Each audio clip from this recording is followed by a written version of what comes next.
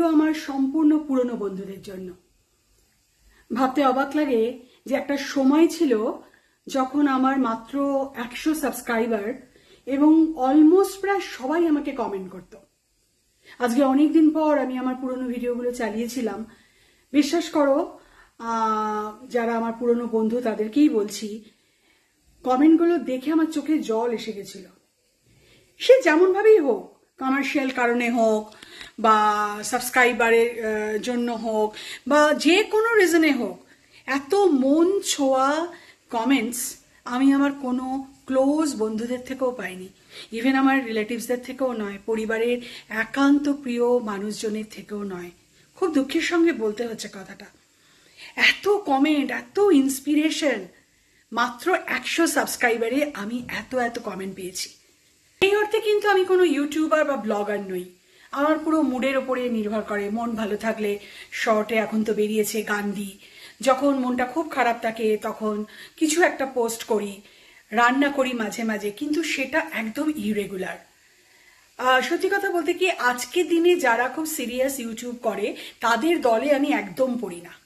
আমি নেহাত একটা কৌতূহল বশত বা আমার অনলাইন কিছু বন্ধুদের সাথে কথোপকথন, আমার সম্বন্ধে তারা কি ভাবছে, এই চিন্তা ভাবনা নিয়ে কিন্তু আমি ইউটিউবে ভিডিও করা শুরু করেছিলাম আজ থেকে প্রায় 4 বছর আগে। এবং মাঝখানে অনেক আপস অ্যান্ড ডাউনস গেছে, অনেকবার ভিডিও করা পুরো বন্ধ করে দিয়েছি। এখন তো শর্টের টাইম, শুধু শর্টস আর রিলস। তো এখন এমন একটা হয়েছে, এত লেথার্জি, ওই একটা 15 সেকেন্ড 20 সেকেন্ডের গান করেই স্যাটিসফাই হয়ে যাচ্ছে সবাই।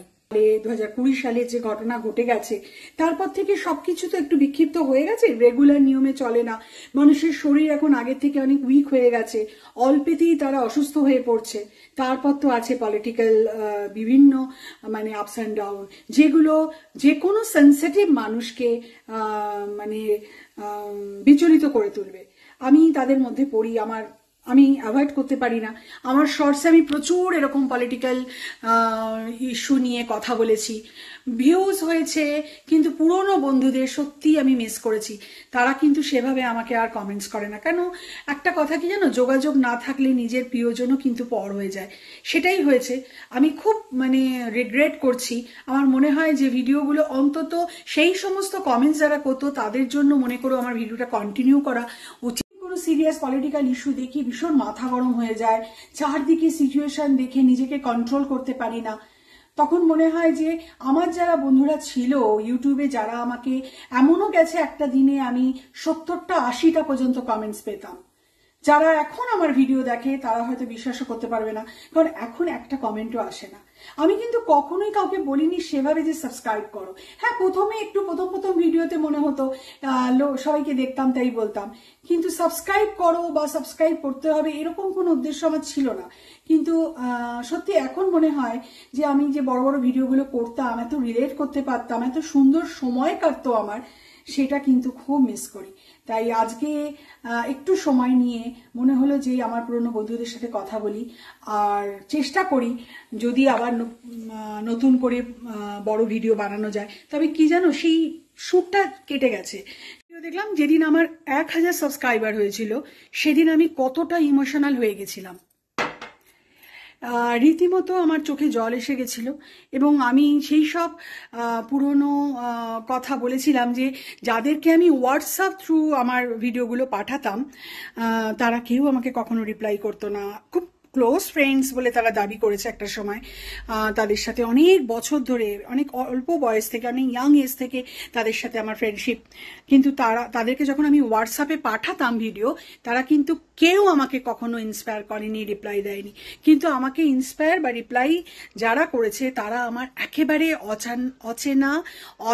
অজানা কিছু বন্ধু, যারা শুধুমাত্র ইউটিউব থ্রু আমার সাথে পরিচয় হয়েছিল এবং তারা আমাকে ইন্সপায়ার করে যেত। জাহ্নবী তুমি গল্প বলো, জাহ্নবী তুমি কবিতা বলো, জাহ্নবী তুমি গান করো, জাহ্নবী তুমি লেখো। I am really miss. আজকে একটা পুরনো ধরে রাখতে হয় যে কোনো জিনিস, তাতে সাকসেস আসুক বা না আসুক, কন্টিনিউশন রাখতে হয়। এটা আমার লাইফ দিয়ে আমি দেখেছি। যে জিনিসগুলো আমি ধরে রেখেছি সেগুলোতে কিন্তু আমি সত্যি অনেকটা মানে নিজের মনের মতো জায়গা করে নিতে পেরেছি। আর যেগুলোতে আমি ছাড় দিয়েছি, প্রথম জীবনে যেটা সব থেকে বড় ভুল আমার জীবনে, সেটা হচ্ছে আমি আমার গানকে কখনো আপন করতে পারিনি। আমার গলা ছিল, আমি গান শিখেছি, মা বাবা অনেক কষ্ট করে আমাকে গান শিখিয়েছিল, একটা সময় পর্যন্ত করার পর টোটালি আমি গান করা ছেড়ে দিয়েছিলাম। আজকে আমার ভাবলে মনে হয় সব থেকে বোধহয় কাছের বন্ধু, প্রিয় জিনিস বা প্রিয় বন্ধুকে বা প্রিয় মানুষকে ছেড়ে দেওয়ার মতো একটা ঘটনা আমি করেছিলাম, যে আমি গানকে দূরে সরিয়ে রেখেছিলাম। আর দ্বিতীয় হচ্ছে আমার এই ইউটিউবে বড় ভিডিও বানানো, যেগুলোতে মানুষ স্বতঃস্ফূর্তভাবে আমাকে মেসেজ করতো, কমেন্টস করতো। কখনো ডেলি ব্লগ করিনি আমি, সবসময় একটা করে রান্না, কখনো কোনো মানে কোনো ছবির রিভিউ, হঠাৎ করে একটা সুন্দর কবিতা লিখলাম সেটা পোস্ট করলাম, একটা সিনেমা দেখে ভালো লাগলো সেটা নিয়ে আলোচনা করলাম। তো এইগুলো করার পর দেখেছি যে প্রচুর মানুষ আমাকে ইন্সপায়ার করেছে, প্রচুর মানুষ আমাকে ভিডিও কমেন্টস করতো, কিন্তু আমি কেন জানি না সেগুলোকে বন্ধ করে দিলাম। যারা করতো তারা আমাকে ভুলে গেছে হয়তো, তারা আর আমাকে কেউই কমেন্টস করে না, কারণ আমি কমেন্টস করার মতো কোনো কাজই হয়তো আর করি না। কতগুলো লিপসিং বা পলিটিক্যাল ইস্যু নিয়ে ডিসকাস করলে তো সেটা তো কোনো কাজের নয়। কেননা দেখো, মানুষ এমনি বিভিন্ন রকম যন্ত্রণার মধ্যে আছে, মানুষ অত মাথা ঘামাতে চায় না, কিন্তু যখন আইডলি বসে থাকি তখন চারপাশে সংবাদ বা নিউজে যখন যেগুলো দেখি তখন সাংঘাতিক রাগ হয়, তখন সেটা পাবলিক ডোমেনে বলে কিছুটা হালকা হতে, মানে 3 বছর আগের কথা বলছি। তখন এনার্জিটাও একটু বেশি পরিমাণ ছিল, এনার্জি আমার এখনো আছে। আমি যদি আবার কমেন্টস পাই, আবার আমার পুরনো বন্ধুদেরকে ফিরে পাই, আমি আবার সেই আগের মতোই হয়তো মজা করে ভিডিও করতে পারবো। একটা পুরনো ভিডিও দেখলাম যে একটা শীতের রাতে মিডনাইটে আমি চায় পে চর্চা বলে একটা ভিডিও পোস্ট করেছি। আমি নিজে দেখে নিজেই অবাক হয়ে গেছি, এতটা লাইফ ফুল একটা ভিডিও যে আমি করেছি ভাবাই যায় না। তাহলে কি এটা পারিপার্শ্বিক কারণে, এই যে সারাদিন পলিটিক্যাল ইস্যু, আমাদের দেশের অবস্থা, এগুলো কি আমাকে রেখাপাত করছে? এইগুলোর জন্য কি আমি আমার মন থেকে যে স্বতঃস্ফূর্ততা সেটা কি আমি হারিয়ে ফেলছি? কিন্তু কি লাভ, প্রচুর মানুষ আছে, মানুষ বসে, আমার মা বলে এগুলো দেখার জন্য লোক আছে, তুই বলে কি করবি? টেস্ট তো আমাদের মা, তাই না? তাই অ্যাভয়েড করতে পারিনি, অনেক কথা বলেছি, ভিউ কিন্তু খারাপ হয়নি, প্রচুর অজানা মানুষ ভিউ দিয়েছে, ভিউজ এসছে, অনেকে কমেন্টও করেছে, অনেকে নেগেটিভ কমেন্টও করেছে, তাতে আমার কিছু যায় আসে না। কিন্তু I am really missing all those comments যাদেরকে আমি একদম নিজের বন্ধু মনে করতাম, আর যাদেরকে আমি হোয়াটসঅ্যাপ করে করে আমার ভিডিও একসময় পাঠিয়েছি যে তারা কিছু কমেন্ট করুক, তারা আমাকে বলুক এই রান্নাটা কেমন করলি, কবিতাটা তো বেশ ভালো বললি, কবে শিখলি, কবে করলি, কিন্তু কেউ আমাকে সেই কমেন্ট করেনি। সেটা নিয়ে অভিমান করে আমি ভিডিও বানিয়েছি, তোমাদের বললাম।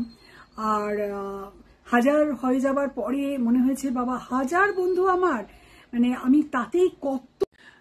তখন আমি মাকে বলি, দেখো দেশে যখন জন্মেছি, যে দেশে জন্মেছি সে তো আমার মা। আজ জানো যে আমি সবসময় সময়কে, লাইফকে অনেক বেশি গুরুত্ব দিয়ে কথা বলেছি, প্রতিটা মুহূর্তকে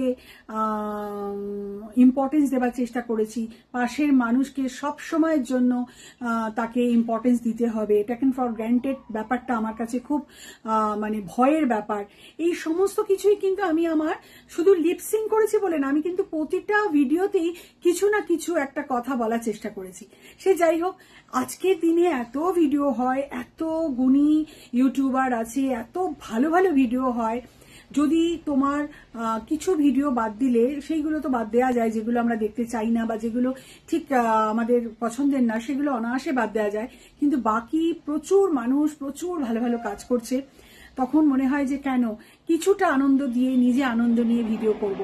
তো সেই আশাতেই আজকে ভিডিও শুরু করলাম, দেখা যাক আগামী দিনে কি হয়।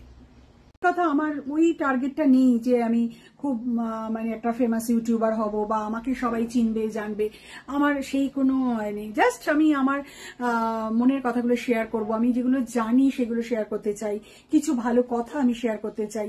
সবারই তো কিছু না কিছু নিজেদের একটা করে ঝুলি থাকে, যে ঝুলির মধ্যে অনেক কিছু থাকে, অনেক কিছু বলার থাকে, অনেক কিছু জানার থাকে, সেরকমই একটা। তো যাই হোক, এবার থেকে রান্নাঘরে আসবো, রেগুলার নিয়মে আসার ইচ্ছে আছে। আগেরবারও কিছুদিন আগেও আমি প্রায় বছর দুয়েক আগেও আমি প্ল্যান করেছিলাম যে ডেলি ব্লগ শুরু করব না। ডেলি ব্লগ হয়তো আমি করতে পারবো না, আমার অতটা সময়ও নেই, কিন্তু আমি চেষ্টা করব বড় ভিডিও এনে আমার সেই সব পুরনো বন্ধুদেরকে ডেকে আনা, যারা আমাকে অত কমেন্ট করতো, আমিও করতাম, তাদের ভিডিও আমি দেখতাম, কমেন্টস করতাম। সেই পুরনো দিনে ফিরে যাওয়া যায় নাকি? দেখি না, পুরনো দিনে ফিরে যাওয়া যায় নাকি। 3 বছর কেটে গেছে, আমাদের কত সময় এগিয়ে গেছে, কত কি পরিবর্তন হয়েছে, শারীরিক মানসিক অনেক কিছু পরিবর্তন হয়েছে, সামাজিক, আমাদের তিলোত্তমা শহরের পরিবর্তন হয়েছে, আমাদের দেশের পরিবর্তন হয়েছে।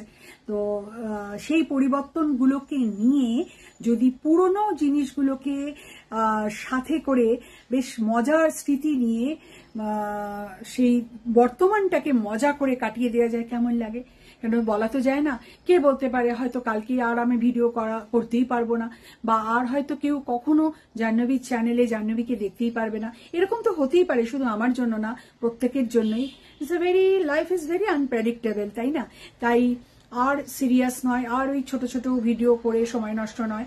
বড় ভিডিও আমি একদিন অন্তর অন্তর বা দুদিন অন্তর অন্তর করতে চাই, আর আমার পুরনো বন্ধুদের সেই কমেন্টস, সেই আন্তরিকতা নিয়ে সেই কথাগুলো শুনতে ইচ্ছা করছে, আর আমিও তাদের ভিডিও দেখবো, তাদের সাথে কথা বলবো, সময়টা খুব ভালোভাবে কাটাতে চাই। বন্ধুরা, তোমরা সবাই খুব ভালো থেকো। আজকে রান্নার মাঝেও আরো ছোটখাটো অনেক কথা চলবে, আর বড় একটা ভিডিও হবে। যাদের ধৈর্য আছে তারা দেখো, আর যদি ধৈর্য না থাকে, যখন সময় থাকবে একটু দেখো, আর কন্টিনিউশন দেখো, কমেন্টস করো, সাবস্ক্রাইব যদি ইচ্ছে না করে করো না, যদি খুব ভালো লাগে তবেই করো। আর নতুন বন্ধু যারা আজকে প্রথম শুনছো, তাদেরকে বলবো আমার পুরোনো ভিডিওগুলো খুব মজার, খুব ফানি, খুব অদ্ভুত অদ্ভুত দেখতে লাগতাম আমি। বিভিন্ন ধরনের ভুলভাল ফিল্টারও ইউজ করেছি একটা সময়, তো সেইগুলো তোমরা দেখো। ইচ্ছে করলে আমাকে সাবস্ক্রাইব করো, বন্ধু করো, জোর করে তো বন্ধুত্ব হয় না, যদি ইচ্ছে করে করো। আর মন থেকে সবার জন্য আমি প্রার্থনা করছি, সবাই খুব ভালো থেকো।